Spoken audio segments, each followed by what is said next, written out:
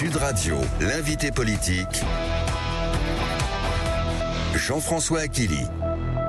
Jean-François Aquili, votre invité ce matin, l'ancien ministre à la fois du logement et de la fonction publique, c'est Guillaume Kasbarian, qui est député Ensemble pour la République d'Eure-et-Loir. Bonjour à vous, Guillaume Kasbarian. Bonjour. Et bienvenue. Vous avez été menacé pour votre loi anti-squat, nous allons y venir, mais tout d'abord cette déclaration, le vrai sujet qui devrait faire peur au monde économique, c'est l'absence de budget à la fin de l'année. C'est ce qu'a déclaré Sébastien Lecornu au sommet Choose France, le Premier ministre, qui dit n'ayez pas peur aux chefs d'entreprise. Ouais. Alors oui, la mission du Premier ministre n'est pas simple parce qu'il n'a pas de majorité et que tout le monde se tape dessus à l'Assemblée et qu'on a une procédure budgétaire qui est très lente, très complexe et qui est en train de partir dans le décor en réalité. Dans le décor. Oui, elle est en train de partir dans le décor parce que on a depuis quelques semaines des députés qui ont voté beaucoup de taxes supplémentaires. On a plus de 30 milliards d'impôts supplémentaires qui ont été votés et beaucoup de dépenses aussi supplémentaires qui ont été votées. Si bien que la copie finale, en tout cas la copie finale, la première lecture en tout cas de ce budget-là est une copie idéologiquement assez socialiste, je dois le dire, avec beaucoup plus d'impôts en plus et beaucoup plus de dépenses publiques en plus. En tout cas, moi, elle me convient pas. Maintenant, c'est pas la fin de l'histoire. On va voir d'ici la fin de la semaine si on arrive à finir le texte.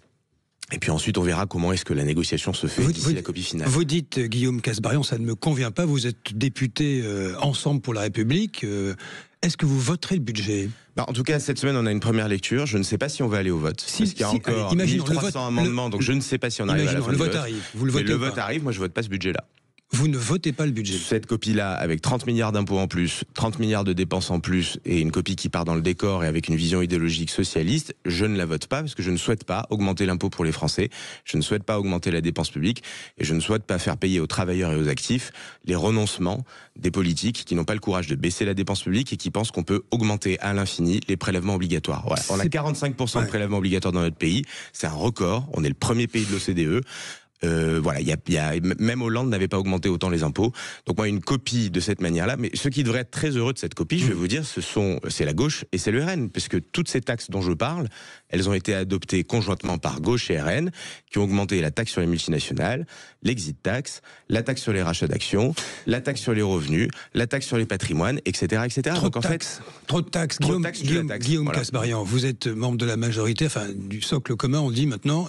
Il y a d'autres députés chez vous, chez Renaissance, qui sont, comme vous, choqués par cette multiplication des taxes. Évidemment, encore et une fois, qui s'apprêtent à ne pas voter si le vote a lieu. Toutes ces hausses de taxes, oui, elles n'ont pas été votées parce que le centre, EPR ou la droite ont voté ces taxes. Elles ont été adoptées parce que la gauche et le RN les ont systématiquement votées et même revendiquées, en disant c'est une bonne chose de taxer les rachats d'actions, c'est une bonne chose de taxer les multinationales, c'est une bonne chose de taxer les patrimoines, c'est une bonne chose d'aller plus loin encore sur la taxe. Donc ces taxes-là, elles ont été votées contre le bloc central et la droite. Et donc ceux qui devraient se réjouir de la copie qui est en train d'arriver, ce sont tous les socialistes de gauche et du RN, qui sont très heureux d'avoir fait adopter plein de taxes et de proposer des dépenses supplémentaires à chaque fois. Mais quelqu'un de libéral qui se retrouve aujourd'hui dans cette situation-là ne peut pas vous dire que ce budget est merveilleux, qui correspond à son ADN philosophique. Ça n'est pas vrai. Vous avez entendu aussi ces mots de Sébastien Lecornu qui affirme que certaines taxes votées ne seront jamais appliquées. On parle de celles sur les multinationales, les fameux 26 milliards qui n'existeront jamais, hein, ça il faut le dire. Est-ce qu'il fait semblant de trouver au fond des compromis ? Parce qu'il y a ce discours dans l'hémicycle, les compromis, c'est le Parlement qui a la main, et puis devant les patrons, il dit « vous inquiétez pas, hein, on les votera pas de toute façon ». C'est un double discours. Alors il dit deux choses. Il dit d'une part, et il a raison, parce qu'en hémicycle il dit ce que vous allez voter est inconstitutionnel. Donc il alerte les députés et bientôt les sénateurs en leur disant faites attention parce que ce que vous êtes en train de voter peut-être ne sera pas constitutionnel. Et en même temps, il les laisse décider puisque c'est le Parlement qui a le pouvoir et il le reconnaît très bien. Voilà. Et puis après, il y a tout un jeu de négociations qui va avoir lieu d'ici décembre. Et à la fin, vous avez aussi le Conseil constitutionnel qui fera son travail. Il est évident que si vous avez des taxes qui sont confiscatoires, qui visent à avoir des taux délirants de prélèvement, qui visent à confisquer la richesse, ça ne pourra pas passer vis-à-vis du Conseil constitutionnel parce que le droit de propriété dans notre pays, ça veut dire quelque chose et qu'on ne peut pas confisquer aux gens le fruit de leur travail et leur capital en claquant des doigts. Même si les députés et les sénateurs le votent, il y a des choses qui, à la fin, ne pourront pas être validées par le Conseil constitutionnel, c'est évident. En clair, vous êtes socialiste, ce qui n'est pas votre cas, vous censurez. Voilà, non, c'est pas mon cas, je suis pas socialiste. Si vous étiez socialiste, vous censureriez. Ce serait une censure obligatoire. Pourquoi voudriez-vous qu'ils censurent ? Ils sont en plein dans le débat budgétaire et ils obtiennent tout ce qu'ils veulent. Moi, je me mets à la place d'un député socialiste. Aujourd'hui, je saute de joie. Je saute de joie à voir toutes les taxes dont j'ai rêvé et que même Hollande n'a pas osé mettre en place, adoptées successivement à l'Assemblée.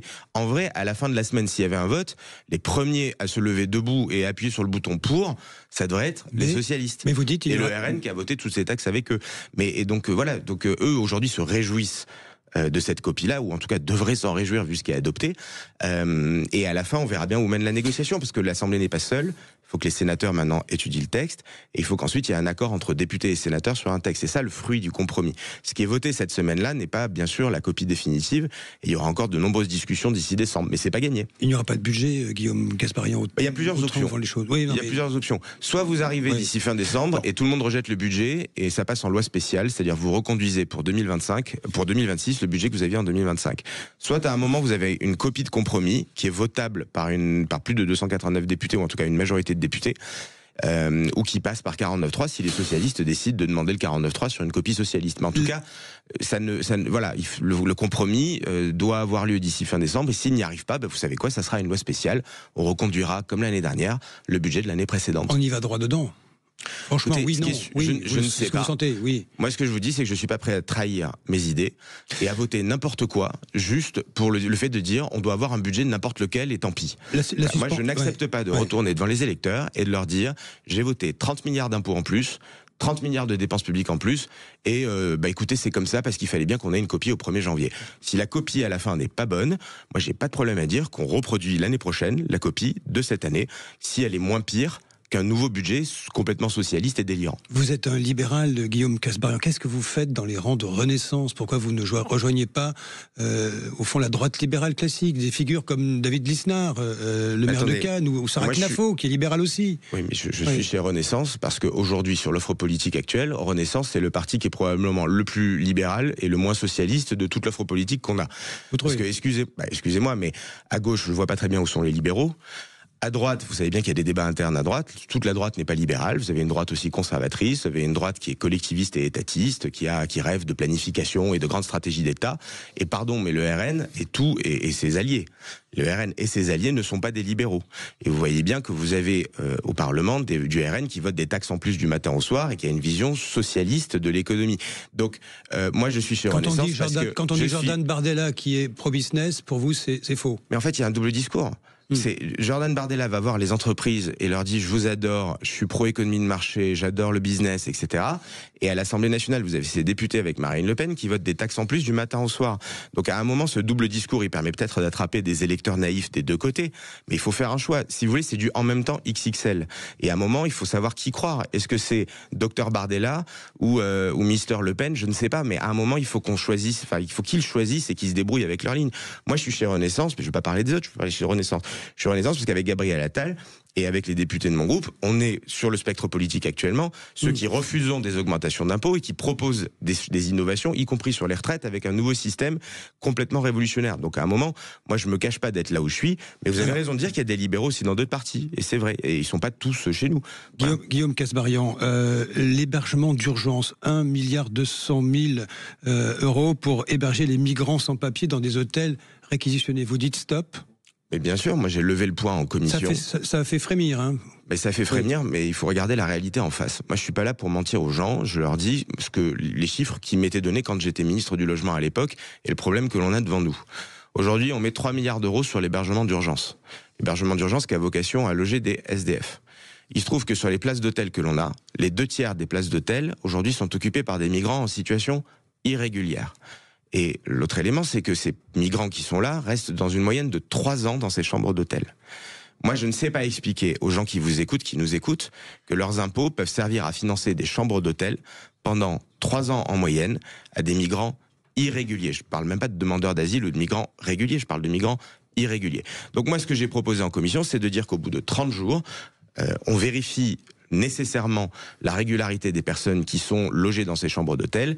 Et si elles ne sont pas régulières, alors elles doivent sortir de la chambre d'hôtel et libérer la place. Vous faites quoi des 200 qui sont là, dans la mairie du 20e à Paris? Et comme ils sont irréguliers, ils ont vocation à rentrer chez eux, ou alors vous les régularisez. C'est 2 options différentes, mais qui doivent être choisies.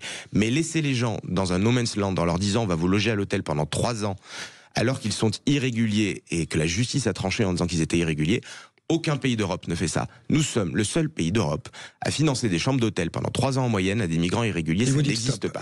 Moi, je dis stop. Qu'est-ce que vous répondez? Vous avez eu des menaces de mort pour votre loi anti-squat. On y vient. Jean-Luc Mélenchon a déclaré en meeting à Saint-Pierre-des-Corps un ministre macroniste. C'était vous. Vous avez été d'ailleurs plus ou moins remercié parce que vous aviez admiré ou dit votre admiration pour un Milei en Argentine, l'homme à la tronçonneuse. Mais moi, écoutez, j'ai pas honte de qui je suis. Oui. Moi, j'ai pas honte de qui je suis. Je suis libéral et donc oui, je regarde les expériences libérales partout dans le monde, y compris en Argentine, et je regarde ce que fait Milei avec beaucoup d'attention. Et quand il a obtenu 40% des suffrages, c'est que manifestement ça marche. Mais que tous ceux qui aujourd'hui me reprochent de regarder les expériences libérales devraient s'interroger eux sur leur soutien à des régimes communistes et socialistes d'Amérique latine qui ont été dévastateurs. Moi, j'ai pas honte de regarder ce que fait Milei et de m'intéresser à ce qu'il fait. Ceux qui devraient avoir honte, c'est ceux qui du matin au soir nous expliquent que Maduro au Venezuela c'est merveilleux, que Castro à Cuba ça a été fantastique et que tous les régimes communistes et socialistes du monde ont été fantastiques. Moi, j'ai pas honte d'être libéral. Ceux qui devraient avoir honte, c'est tous ceux qui soutiennent le communisme dans tous les pays où il a été dévastateur. Le ministre macroniste qui assume expulser Guillaume Kasbarian, c'est vous. Nous te maudissons pour ce que tu as fait, pour la souffrance que tu as causée. C'est ce que dit Jean-Luc Mélenchon. Vous êtes maudit. Je suis pas surpris par le langage parce que toutes les menaces que j'ai reçues, elles font suite à un déchaînement de personnes plus ou moins proches de la France insoumise qui, dès que je rappelle que je suis pour la propriété privée et que je souhaite sortir les squatteurs le plus vite possible, s'en prennent directement à moi et déclenchent une sorte de meute qui me court après. Donc bien sûr je porte plainte quand je suis menacé, je le fais savoir et ça s'arrêtera pas là. Voilà. Après je n'oublie pas que cette petite minorité en réalité elle ne représente qu'elle-même et que la majorité des Français, et je reçois beaucoup de messages d'encouragement, sont pour le respect de la propriété, sont pour l'expulsion des squatteurs et souhaitent que l'ordre revienne en priorité dans notre pays. Donc j'assume ma loi, j'assume les décisions qui ont été prises pour expulser les squatteurs et pour éviter des impayés qui durent des années et des années. Si ça déplaît à une petite minorité de gauchistes et d'extrémistes, tant pis pour eux. Moi, encore une fois, j'assume et je suis sûr que les Français comprennent. Ultime question, Vincent Jeanbrun, l'actuel ministre du Logement, reprend un grand nombre de ce que vous aviez lancé à l'époque. C'est super. Êtes-vous pour Guillaume Kasbarian, l'expulsion des dealers et de leurs familles qui vivent dans des logements sociaux? La question est éternellement posée. Tout à fait. Elle n'est pas tranchée. Moi, je trouve que Vincent Jeanbrun a beaucoup de qualités, qu'il est très courageux de s'attaquer à ces sujets-là. Il reprend effectivement certains travaux qu'on avait lancés et je m'en réjouis. Quand il dit qu'il faut mettre fin au logement social à vie, il a raison, parce qu'il y a des personnes qui n'ont plus rien à faire en logement social et qui devraient laisser la place à ceux qui en ont vraiment besoin. Quand il dit qu'il faut remettre de l'ordre dans les HLM, il a raison. Et je suis prêt à l'aider au bout du bout pour mettre en œuvre ce projet-là que je partage et que j'avais moi-même à l'époque esquissé quand j'étais 6 mois ministre du Logement. Merci à vous en tout cas Guillaume Kasbarian, député macroniste, mais libéral assumé. C'est pas incompatible, mais libéral assumé, ça c'est certain. Merci à vous. Guillaume Kasbarian, juste vous avez dit, parce qu'on va en reparler sans doute et débriefer, le coût d'une nuit d'hôtel pour les migrants, ça revient à combien? Ou un mois d'hôtel justement? Le coût global de l'hébergement d'urgence c'est 3 milliards d'euros dans l'année. Individuellement en fait, ce qui nous intéresse c'est de savoir... Je voudrais pas vous dire de bêtises, mais en tout cas à mon avis, si on changeait les règles, on pourrait gagner au moins 1 milliard sur les 3 milliards de l'hébergement d'urgence et ça serait important plutôt que de rester dans ces règles-là qui sont encore une fois délirantes. Bah oui, ça correspond à quoi? 67 000 lits? On a 200 000 places d'hébergement d'urgence, on en a un petit peu moins en hôtel et les 2 tiers de ces places d'hôtel sont aujourd'hui occupées par des migrants irréguliers. Bon, nous allons en parler. Nous en parlerons aussi demain d'ailleurs à l'occasion parce que nous serons au Salon des maires. Demain, Jean-François Aquili, vous y serez. Votre invité, ce sera David Lisnard. Tiens, mais vous pourriez le rejoindre d'ailleurs, David Lisnard, Guillaume Kasbarian, parce que c'est un libéral de droite, mais c'est... Non ? C'est un vrai libéral, je le reconnais bien volontiers. Il y a des libéraux en dehors de mon parti, bien sûr. David fait partie des personnalités libérales que j'apprécie. Il y a des libéraux. Vous l'appelez David. Donc, vous allez signer la Nouvelle Énergie, alors c'est ça? Non. Mais vous venez demain, si vous voulez, au Salon des maires. Je me suis toujours bien entendu avec lui. Moi, je ne dis aucun mal des libéraux, qu'ils soient dans mon parti ou qu'ils soient dans d'autres partis. Il y a suffisamment d'étatistes et de collectivistes tout autour de nous pour qu'on se concentre à taper là où il faut. Et effectivement, quand on est libéral, à un moment de discuter ensemble et de créer des choses ensemble. Non, moi je retiens. Vous ne dites pas non. Jean-François Aquili, vous lui direz je dis juste que j'espère en tout tout cas, vous savez quoi, Ouais. qu'on arrivera à plusieurs Ouais. à créer une vraie offre libérale demain dans notre pays pour proposer aux gens autre chose que du vieux socialisme. Et je suis sûr que mon parti y contribuera, je suis sûr que d'autres partis y contribueront, et je suis sûr qu'il y a plein de bonnes personnalités qui aiment la liberté et qui veulent redonner de la liberté aux Français. David en fait partie, il n'est pas seul, il y en a plein d'autres. Je fais partie de ceux qui veulent redonner le plus de liberté possible aux Français. Bon, merci Guillaume Kasbarian. Vous voulez Merci beaucoup. réagir dans un instant dans le grand débrief de l'actualité avec Éric Revel, avec Elisabeth Lévy, sur tous les sujets que nous avons évoqués ce matin, notamment cette enquête de l'IFOP particulièrement intéressante qui montre que les jeunes musulmans sont pour une pratique plus rigoriste en fait que leurs aînés de l'islam. 01 53 92 22 60 01 53 92 22 60. Les migrants aussi. Et puis cet accord. Alors c'est pas un accord de vente aussi avec de vente de Rafale à l'Ukraine. C'est une lettre d'intention. Éric Revel vous dira tout à l'heure et vous réagirez également.